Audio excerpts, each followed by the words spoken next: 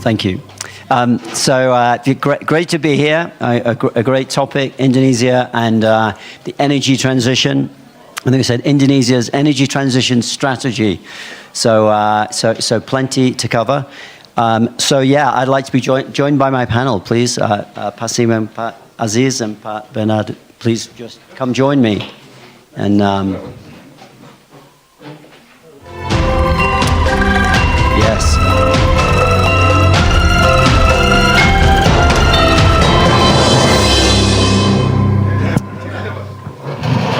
One of the things we know is that the energy transition is a huge business opportunity. $2.1 trillion was invested in 2024 in the energy transition. We're about to come out with a new number for last year, but we know it'll be a significant number. So despite some of the press around the energy transition, it is rolling forward. So the transition is happening.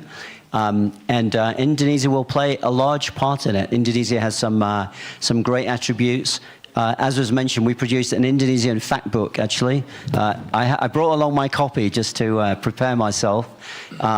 It's sort of 80, 90 pages of things you didn't know about Indonesia, including things like on the resource side, number 1 in nickel, number 3 in cobalt, number 4 in bauxite in terms of resources, number 2 in terms of geothermal on a global basis. Number 2, in terms of nature-based resources for nature-based solutions, and 2 out of the top 5 carbon credit-generating projects are all in Indonesia. So he does have some huge assets. Also on the NDC now, there is a peak emission target by 2030. So again, that's new, that's progress. So that means hopefully from 2030 onwards, emissions in the country will be heading down, which really does add emphasis behind the energy transition. And what we've seen in other countries is once you have a government commitment, that really does help people invest and be on side. So first off, what I just wanted to do was ask all of our panelists, I'll start with you, Pak Simon, around how do you think about, what are the things that you think about when you think about the energy transition? What are front of mind in terms of the goals and the opportunities for Pertamina? Thank you, John. Thank you, ladies and gentlemen.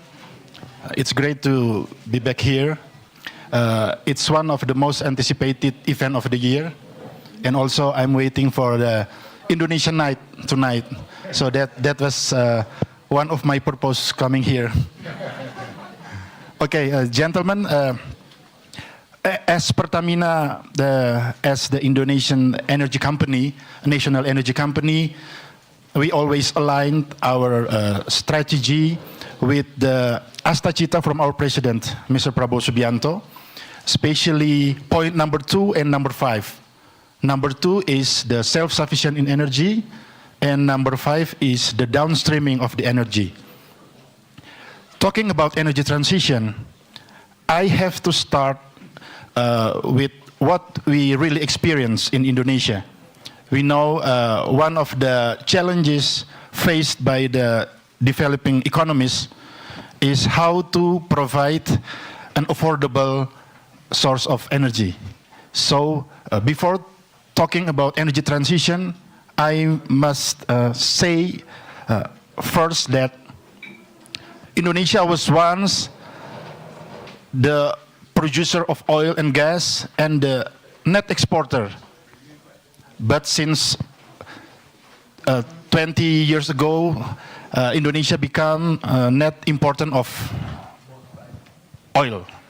That's why the first that we would like to prioritize is still the energy security. So before talking about the energy transition, we need to secure, because Pertamina, as Indonesia's state-owned national oil company, we have a mandate to provide and also for the supply of energy nationwide, even reach the remote areas. So the first concern of us is to provide the energy for our people affordable. We know that with the trilemma energy, the security, availability or affordability, and then sustainability. So Pertamina always align our strategy with the government as Tachita. So we also have our strategy in Pertamina. We say it's a dual growth strategy, John. So dual growth is the first one is maximizing our legacy business. Maximizing our legacy business. One of them is we still need to increase our production in the upstream. We still need to increase our production, and there's still a lot of potential because around 128 basins in Indonesia, there's still around 28 basins that operate it. So there's still a lot of potentials. And also we need to, in the legacy business, we need to increase the flexibility of our refineries and also from our gas infrastructure and etc. But on the other hand, we also go to the low carbon businesses. So this is the dual growth strategy. The low carbon businesses, one of them is ecosystem, creating the ecosystem for biofuels. We have been successful with the B40 biodiesel mandate. Now we are going to start with the bioethanol. And from bioethanol, there are a lot of several products. We also aiming for sustainable efficient fuel. And also how to increase our geothermal capacities. As you mentioned before, we have potential of now the second largest in the world. Now Indonesia capacity of geothermal around 2.7 gigawatt, the second after US. And Pertamina contributes around 227 megawatt of the total. But we have the program for the next 5 years to increase around 1 until 1.5 gigawatt. Then we aim to become the first world producer of geothermal. So, John, this dual growth with the legacy business in oil and gas, because we have to say that we still heavily depend on fossil, but on the other hand, we continue to go and increase the capacity of our low carbon businesses. Thank you, John. Thank you. And you're sort of open-minded and tuned in to the costs of different technologies, right? Because a lot of these sort of cleaner technologies are becoming cheaper and cheaper, which sort of changes the equation sort of over time. So you're monitoring that and sort of open to those cheaper, cleaner technologies as and when they make sense. Is that right? Yes. So that fits with your dual track. Yeah, technology also important. We know if one of the trade-offs we have now is between the affordability versus the green premium. We know that the green energy is still have higher price compared to the fossil. That's why sometimes. That's why we need to have this more technology and also several ways to look for that. One of them is how we need to look for like cost sharing outside of our state budget, and also Pertamina in this case, how to have like this cross subsidy, because we also have our product non-PSO maybe, and also from our upstream we need to also have more in our upstream. So when we have this profits and also cash flows from upstream, then we can also invest to increase the capacity of our energy transition and low carbon businesses. Right. Okay, thank you. And there will be trade-offs anyway around upstream and how much you can grow versus some of the downstream being competitive. Okay, thank you very much.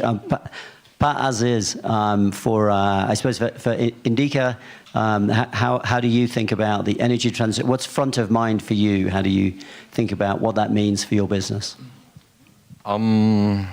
First of all, thanks for having me here, John. The transition in Indika Energy, it means moving in one set of asset to the others.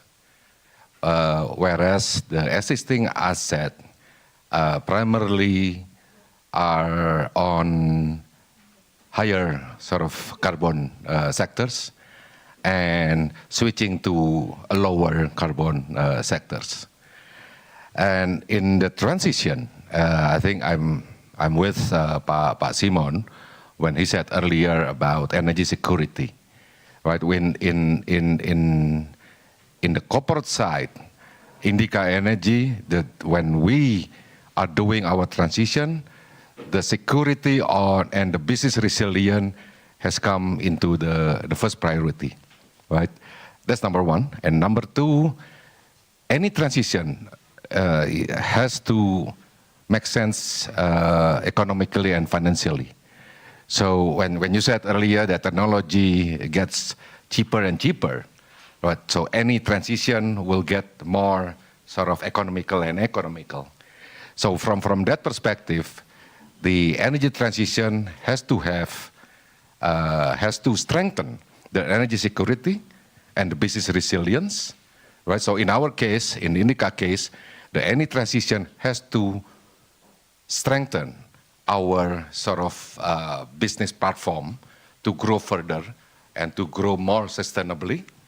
And any transition has to also financially make sense.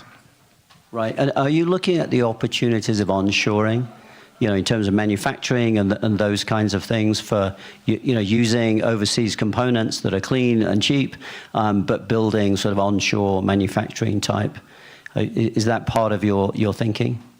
Yeah, in our case, the focus now is really a more sustainable sectors with sustainable sort of value supply chain.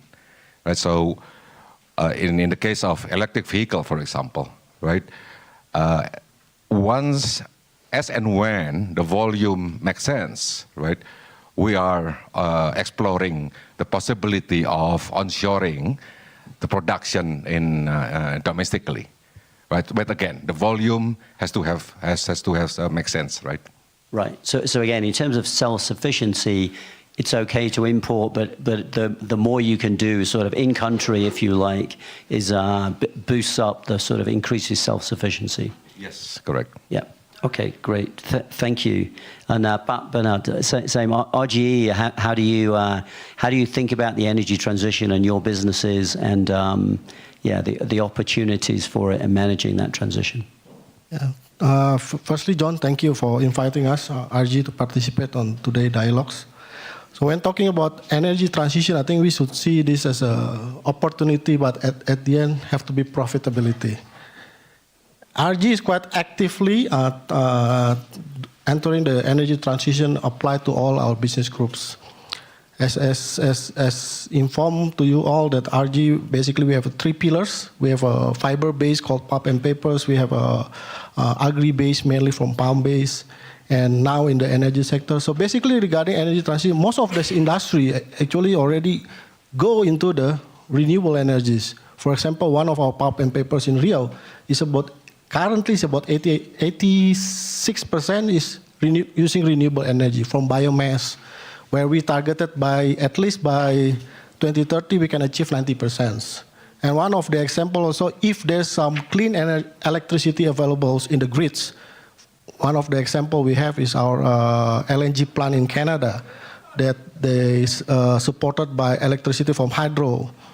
So that's one of the opportunity that you can tap in actually for that. And then by that you can say that this is once the construction finalized, it can be set up as a net zero LNG plant, because all the energy came from hydroelectricity supply from power grid that's available on that. But at the end, the commitment is always come to us. Previously, when we're doing the businesses, we're talking about how we're doing the business sustainably. But now, actually, we're thinking about why don't we invest in the sustainable business? for example, entering the renewable business that not only to supporting our business, but also to supporting the governments, also to take a look on the other markets, including export and stuff. So that kind of business, as long as the opportunity is there, but still profitability to the business, why not? Definitely have to go for that. Right. And are you thinking about SAF and the aviation market? Yes, we are actually thinking, and then we are also thinking also for the Asia market. Currently, for RG, we have a partner together with WEF in Spain. The SAF is being constructed because the European blending mandate is been set up. But if in the region in Southeast Asia, for example, like Indonesia, or we know that Singapore is also already apply 1% starting this year 2036. For example, if Indonesia combined with Malaysia and then also with Singapore, and then the government introduce this blending mandate, maybe set up the roadmap first, by which year that this is going to be implemented, I believe everyone will go into this because there's an opportunity for that. And for Indonesia itself, the feedstock of this SAF actually is available in Indonesia. Right. Yeah. So yeah, that seems like that's definitely an opportunity. The demand is very, very clear, right? It's really the supply that's tough.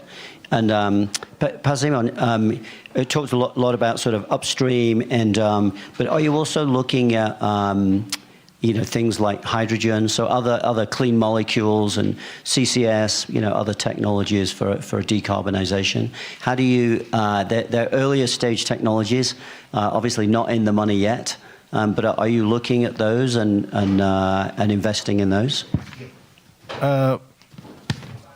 We have several pilot projects that has been done maybe two months ago. The first one is the hydrogen from our geothermal. So that's the first pilot for the green hydrogen produced from one of our field. And also for the CCS, we have studied now around 11 locations. And also, we already put the roadmap from 2023 to 2030. There will be the early stages of our program, and 30 to 2040, scaling up, and also the next follow up later. So, once again, when we are also doing our best in upstream, we goes into the low carbon businesses, CCS, hydrogen, and also we have pledged to reduce our methane because we have targeted 2030 for the zero routine flare 2030, and also 2030 the reduction methane reduction the emission around 40%. And talking about SAF, last year, July, we already successful on our joy flight with Pelita Air, the airline from Pertamina, with 3.5% of SAF. And I was also joined the joy flight at the time after the inauguration. The other passengers have no idea what's going on, but we goes with used cooking oil.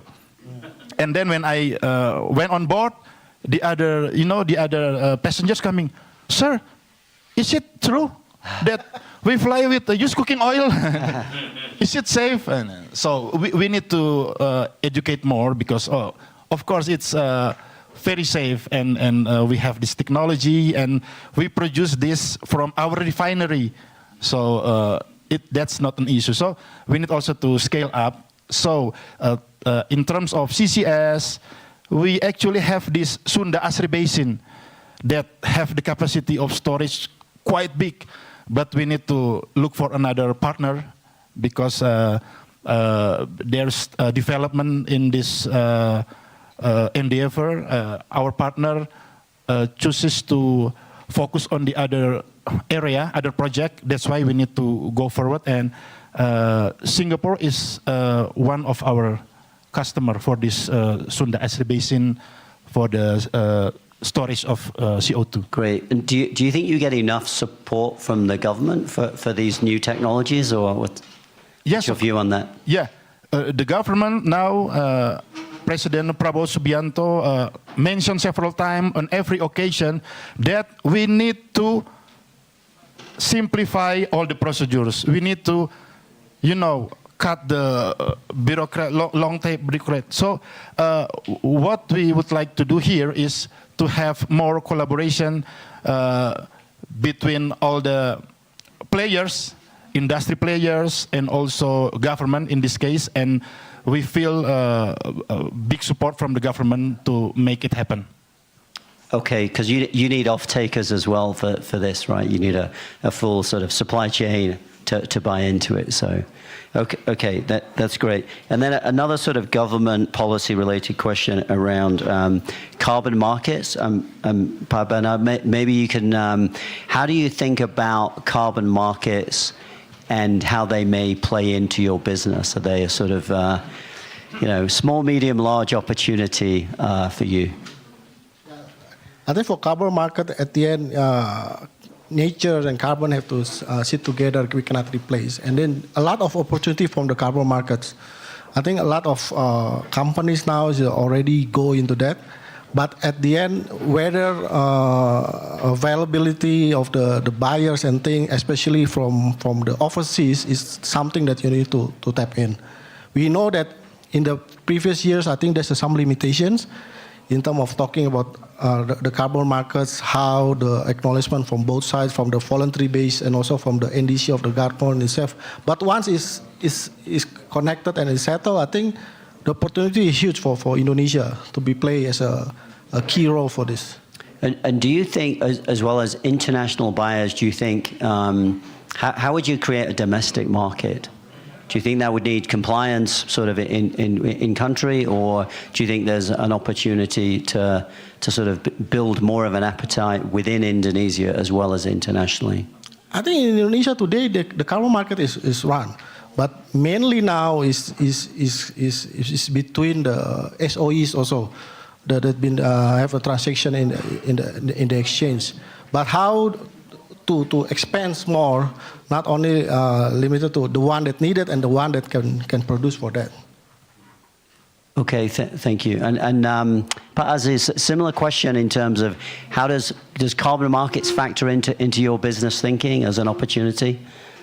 Oh yeah, we have started a conservation project, okay, right? Together in the development.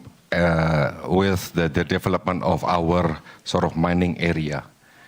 And that's just for what we can call internal sort of compensation, internal offset. Okay. Right? When you talk about the voluntary carbon market or even compliance carbon market, what I think as we need to have a sufficient incentive and disincentive, right? For us to be able to price the carbon, because otherwise, why bother to have a certificate, right, with a price, if there is no penalty, there is no disincentive not to do so.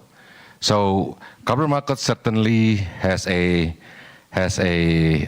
big potentials in Indonesia, where we sequester a lot of potentials, right? But again, yes, the regulation, the legislation are required to do so, but the fiscal or the economic incentive and disincentives need to be there for anyone to make the decision whether to go to buy a carbon or not to buy, basically. Right. I mean, I think we've seen internationally, voluntary carbon markets have always been tough. If it's a sort of nice to have, and it really, it's sort of, one phrase is sort of pre-compliance, because when it becomes compliance, then okay, now you have a market, now you have a price, now you have scaling, but as yet on the voluntary carbon markets, we've really not seen that in anywhere actually. So So we'll see. I know that the European Union is expanding the scope of its carbon market, and that's been a sort of it's taken a long time, but it's been a good part of the energy transition. So again, maybe that's something in Indonesia that will be taken up. Pastor Simon, I just wanted to ask about sort of international relations, and obviously there's geopolitically the world has changed in the last 12 months. I suppose, how do you think, outside the goal of sort of self-sufficiency, if you like, sort of doing as much as you can in country, how do you think about different countries and different partnerships that you could have? How does that play into your thinking?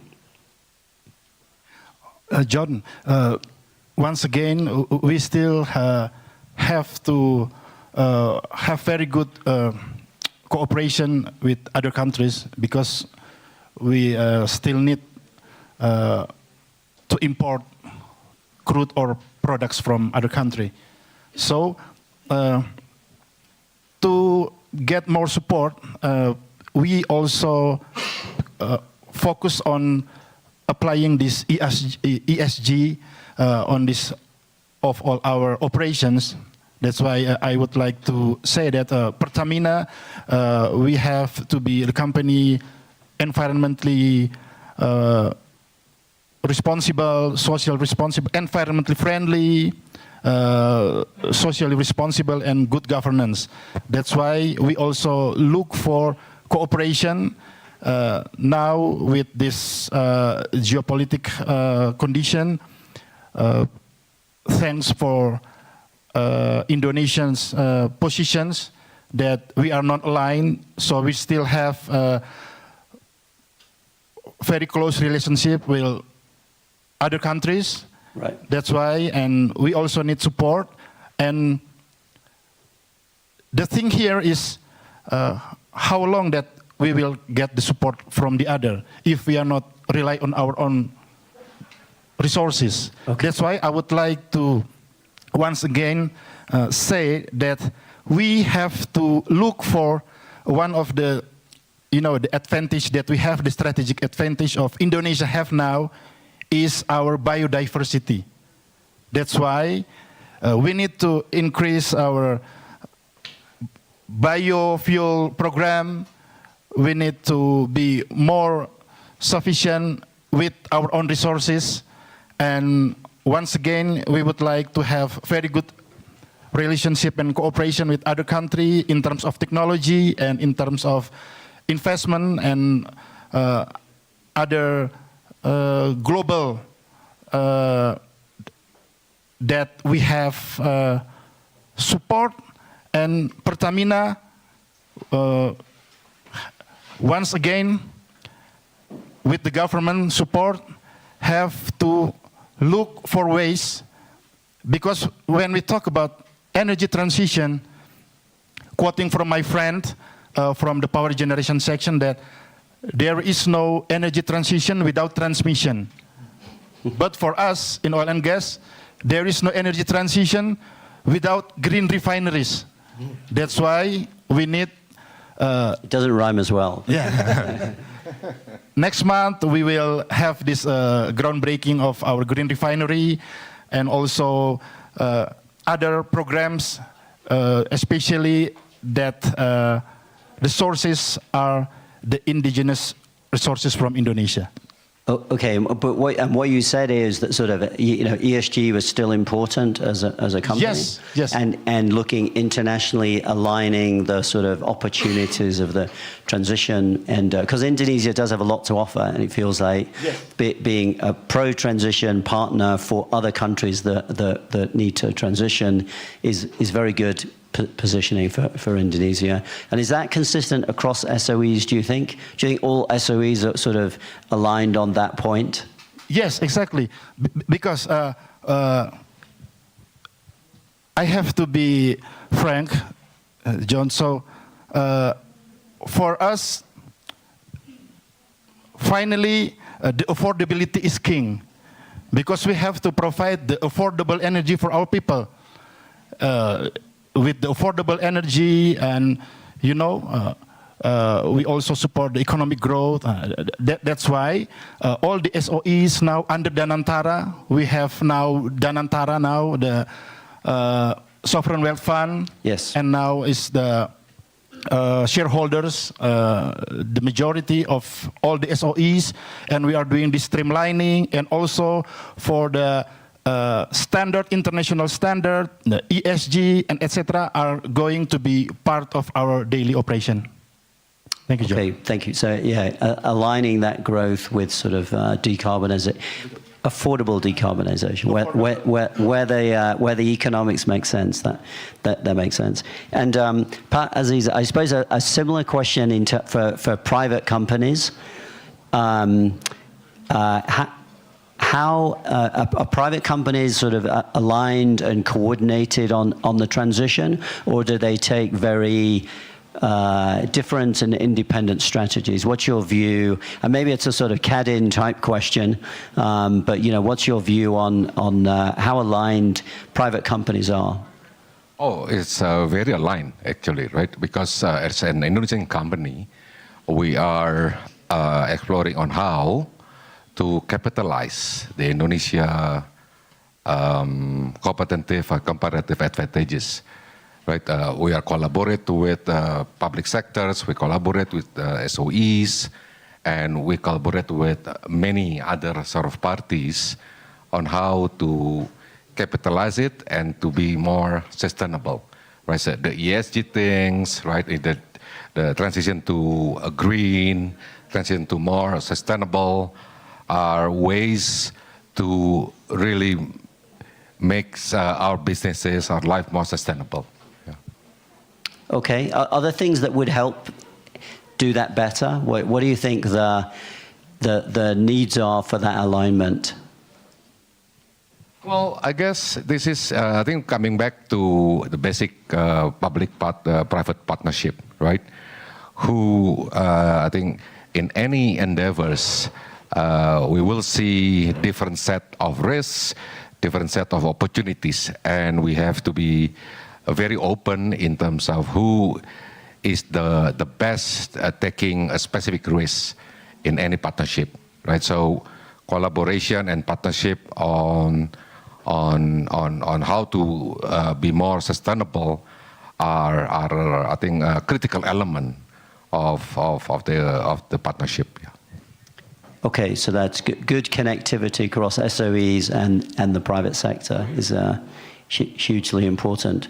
And Papa, now I'll ask a question, I suppose, about financing and whether you feel like the finance community are also aligned and understand the sort of direction and sort of opportunities and constraints. I suppose you do some very big deals. Is finance easier or harder? What's your view? Yeah, financing actually is tough, especially if you're talking about these transition energies, and then if you enter into renewable businesses, because it can be a deal breaker at the end. I mean, if the project is soundly viable and things, but at the end it's not, and from the ESG point of view is also that, but if the revenue and projected revenue and also the demand is unclear, basically you cannot have a financial close for that. And then talking about the support and in this, I think we need to have some incentive in terms of entering into this more greener energies. And this is something that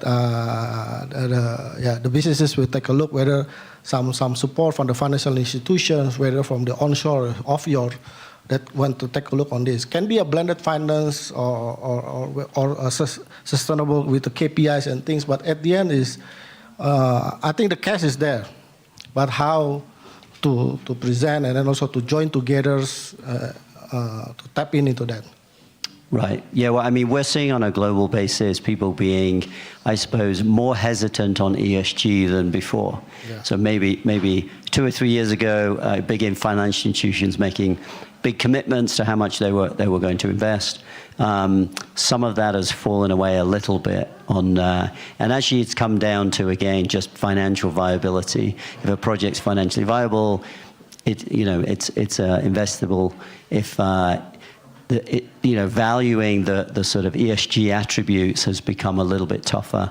The terminology has sort of fallen away a little bit, unfortunately, on a global basis. So again, it varies around the globe, but certainly sort of stateside particularly, that has happened. So anyway, that's that's why we have to keep an eye on the economics alone, because actually with economics, you can still have an economic transition. So we would still reduce global emissions by 2050 across the board, just with economics alone. So as long as we're economically honest, then we're sort of halfway there. It's whether we hit net zero soon enough. Okay, I'm going to ask one last question actually for everybody. What do you think? What's the one thing that would make life easier in terms of energy transition? So as a business, if you could make one request to government or the international community, let's say, what would be your one thing that would make the transition more easier and more accelerated? Yeah, John.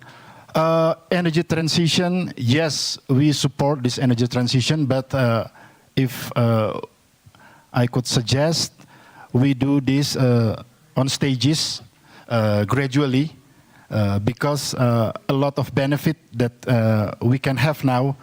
For example, when we have this mandated B40 for biodiesel, we started from B10, B20, 30, and etc. That's the way we are going to do it, bioethanol, and also for the sustainable efficient fuel. Because if we jump this energy transition and not having this fossil fuel, then there will be possibility of, we have no energy security. So energy transition, yes, but we will do in stages, because some of our assets still can be used. So there will be no issue of assets stranded if we jump to, implementing this 100% energy. So once again, energy transition, yes, but let's do this on stages and increasing as the years go. Yes. That's great. That's a great answer, actually. It makes a lot of sense. Also because the technology and the costs of technology and tariffs and these kind of things keep changing. So the maths that go along with the transition evolves over time. So that it's true, you can't sort of set a path now that's fixed. You have to keep evaluating it and do it stepwise. So fantastic. Pak Aziz, what's the one thing you would make life easier in terms of the energy transition for you? I'll address this to the international financial community, right? To provide incentive and disincentive for the energy transition in terms of their balance sheet, in terms of their costing, in terms of their recognition of the capital, because if there is no incentive of doing so, the new things, quote unquote, the green sort of the energy transition sectors, right, will face a headwind. Right. Because of the scale, because of the economic profitability, yeah, because of the early stage development, early stage risk, that sort of stuff. If international financial community stick to as if they are supporting the traditional sectors, it won't happen. It won't happen. So I think the corporate, the countries, whoever are who are going for the energy transition must collaborate the interest with the international financial community and international financial community need to change also. It's not just the corporate in terms of how they provide incentive and disincentive for green and non-green sort of sectors. Yeah, okay, that's great. Actually, what we have seen is the sort of GFANs and some of the groups have sort of fallen back a little bit because the world is so different and different geographies are buying into sort of different narratives.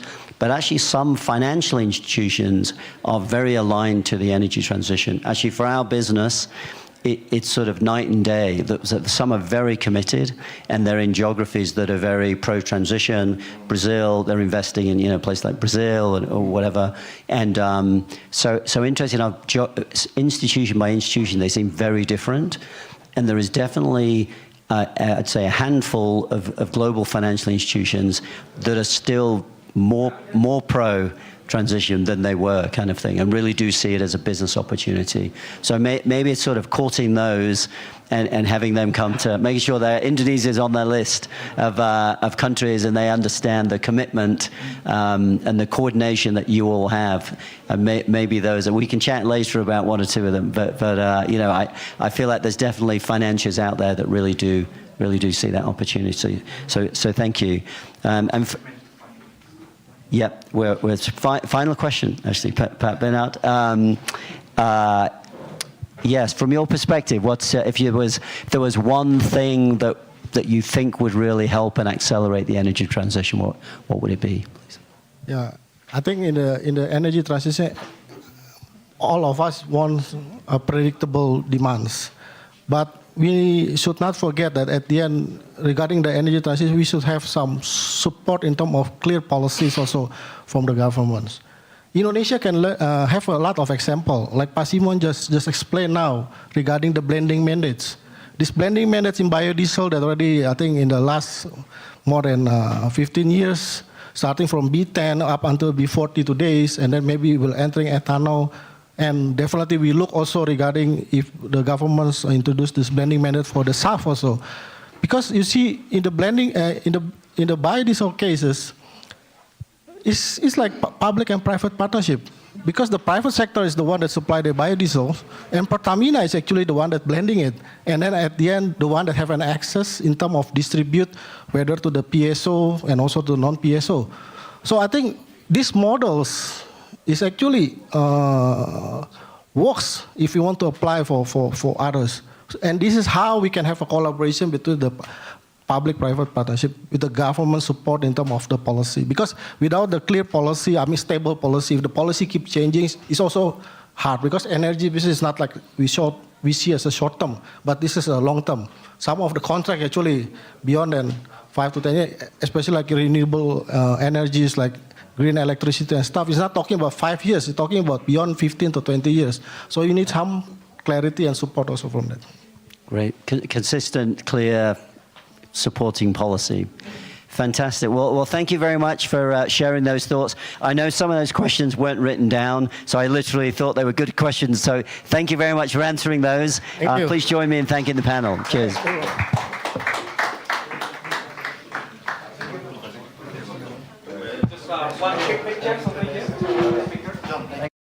Jelajahi cara baru mendapatkan informasi. Download MetroTV Extend sekarang.